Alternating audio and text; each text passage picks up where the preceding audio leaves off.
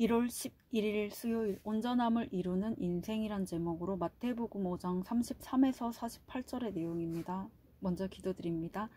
사랑의 하나님 감사합니다. 오늘도 말씀 묵상의 시간을 허락하시며 감사합니다. 이 시간을 통하여서 하나님의 말씀이 들리고 복음이 들리기 원합니다. 말씀대로 믿고 살고 누리는 인생이 되게 주님 도와주시고 이 시간에도 함께하여 주시옵소서. 감사드리옵고 예수님의 거룩하신 이름으로 기도드립니다. 아멘. 본문의 말씀입니다.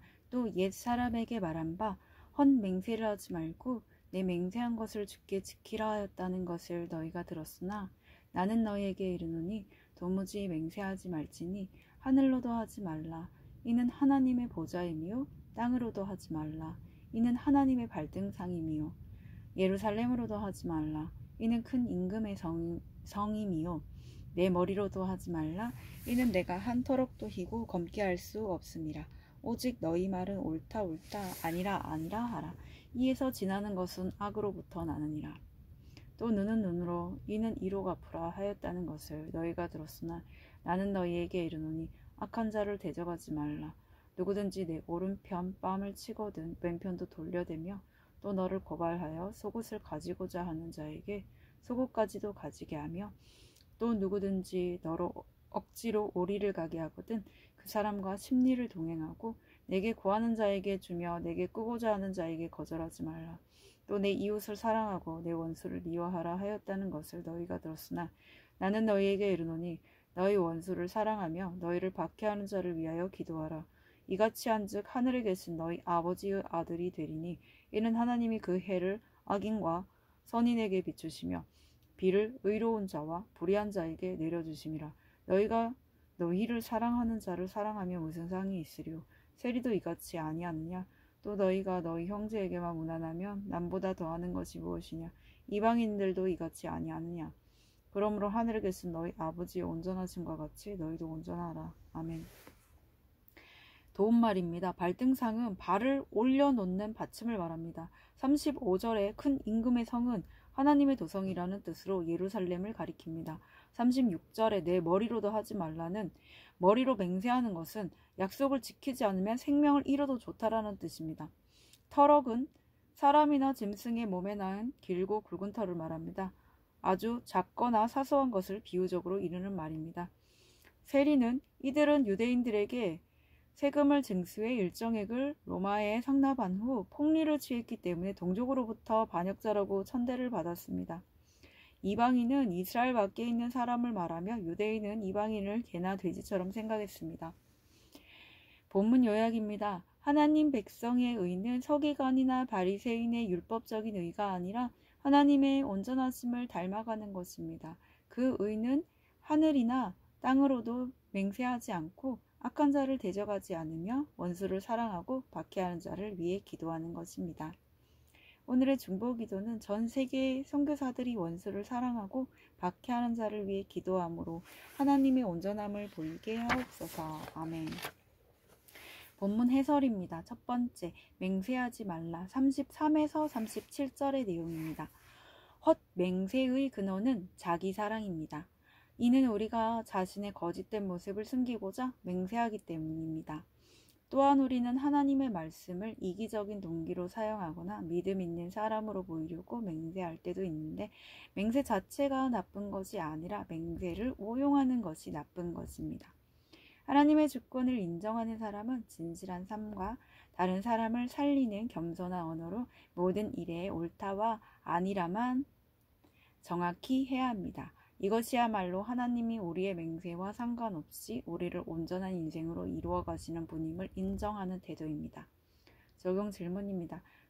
가족이나 직장 상사의 신임을 얻고자 지킬 수 없는 약속을 남발하진 않습니까? 두 번째, 악한 자를 대적하지 말라. 38에서 42절의 내용입니다.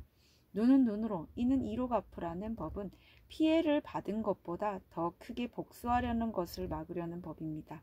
그러나 온전함을 이루는 인생은 보복하지 않는 것에 그치지 않고 세상의 악에 반대의 영으로 나아가야 합니다. 거짓말에는 정직으로, 분노에는 화평으로, 두려움에는 평강으로 대응하며 죽어지는 것이 악에 가장 강력히 대적하는 것이기 때문입니다.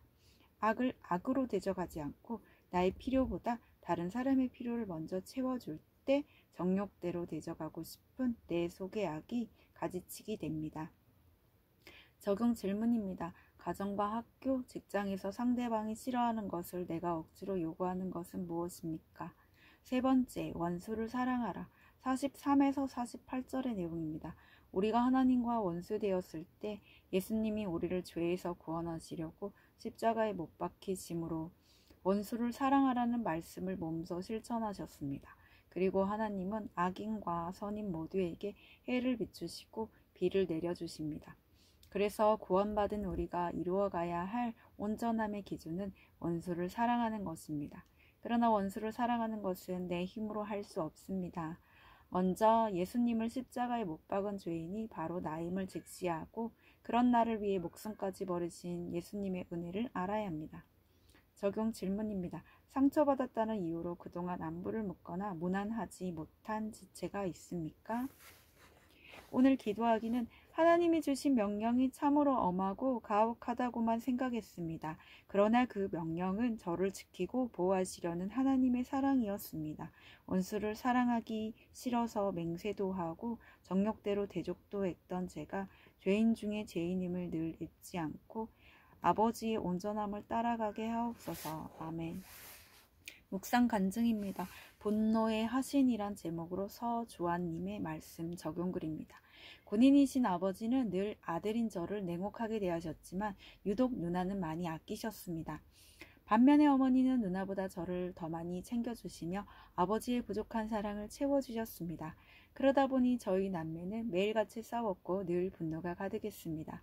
그러다 저는 대학교에 입학하여 모태신앙인 아내를 만나 교회에 다니며 하나님을 인격적으로 만났습니다. 예수님에 대해 알아가면서 주신 계명들을 지키려 노력했지만 그중 원수를 사랑하라는 말씀은 제게 너무 먼 이야기였습니다. 대학원생 시절 교수님이 저를 괴롭게 한다는 생각에 늘 악의를 품고 있었습니다. 그런데 금요일 철야 예배에서 원수를 사랑하라는 말씀이 들려 눈물로 기도하며 간절히 울부짖었습니다. 예배가 끝나고 원수를 사랑할 수 있을 것 같은 은혜의 마음을 갖게 되었습니다. 그런데 집으로 가던 저는 신호를 위반한 버스에 치일 뻔한 일을 당했습니다. 화가 난 저는 버스를 멈춰 세우고 눈에 쌍심지를 켠 채 기사님께 온갖 욕을 하다 결국 사과를 받아낸 뒤 분이 풀렸습니다. 그렇게 한바탕 하고 오는 길에 제 마음이 무너져 내렸습니다. 원수를 사랑하라는 말씀을 붙들고 기도한 저에게 하나님이 기도 응답으로 원수를 사랑할 기회를 주셨는데 저는 바로 원수를 죽이고자 했습니다. 은혜가 아니면 단 10분도 죄와 분노를 다스리지 못하는 나약한 존재임이 깨달아져 눈물로 회개를 했습니다. 여전히 분노를 잘 다스리지 못하는 저를 위해서 하나님은 40이라는 이른 나이에 협심증을 허락하셨습니다. 처음에는 이해가 되지 않았지만 혈기를 잘 다스리라는 사랑의 경고로 받아들여져 감사할 수 있었습니다. 예배와 공동체 모임을 회복하면서 분노하는 횟수가 차츰 줄어들었습니다. 10여 년 전 저의 기도를 잊지 않으시고 예배와 말씀 그리고 협심증의 사건으로 원수를 사랑하라는 말씀에 대한 저의 기도를 이어가시는 하나님 감사합니다. 이분에 적용하기는 부하 직원이 마음에 들지 않는 행동을 할 때 분노하지 않고 차분히 대응하겠습니다. 운전 중에 기분이 상해도 과도하게 경적을 울리거나 상향등을 켜지 않겠습니다. 입니다.